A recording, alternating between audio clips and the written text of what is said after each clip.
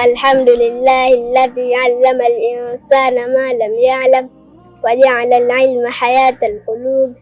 Salawatullahi wa salamuhu ala shafi'il ummah Muhammadin sallallahu alayhi wa sallam wa ala alihi wa sahbihi al-akhyar. Amma ba'd. Assalamu alaykum wa rahmatullahi wa barakatuh. Ana tilmidh min madrasati Siratun Nabawiyya. Mimi ni mwanafunzi kutoka Almadrasati Siratun Nabawiyya. Ismi, jina langu Rukaiya Mrishi Mkana.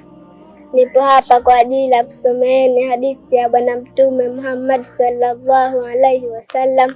Qala Rasulullah sallallahu alayhi wasallam, amesema mjumbe wa Mwenyezi Mungu, rehma na amani zimshukie juu yake. Ayatul munafiq thalatha, alama za mtu mnafiki ni tatu. Idha hadatha kadhaba, anapozungumza husema uongo. Wa idha wa'ada akhlafa, na anapotoa ahadi haitimizi. Wa idha tumina hana, na anapoaminiwa hufanya hiari. Rawahu Bukhari wa Muslim. Hadithi hii imepokelewa na Imamu Bukhari wa Muslim.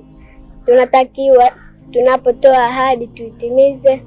Tunatakiwa tusiseme uongo bali tuseme ukweli. Wa hadha, assalamu alaikum wa rahmatullahi wa barakatuh.